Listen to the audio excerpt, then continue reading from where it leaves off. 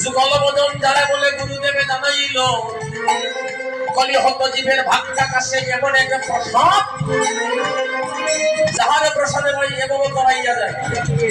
দিব্য জ্ঞান বিধি প্রকাশ এমন এক জ্ঞান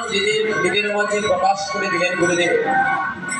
যে জ্ঞানকে যারা ধরে রাখতে পেরেছে তারা অধরাকে ধরতে পেরেছে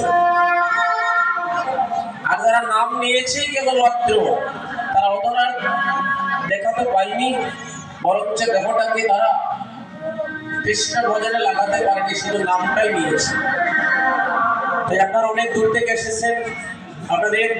সমাকার জীবন মধ্যে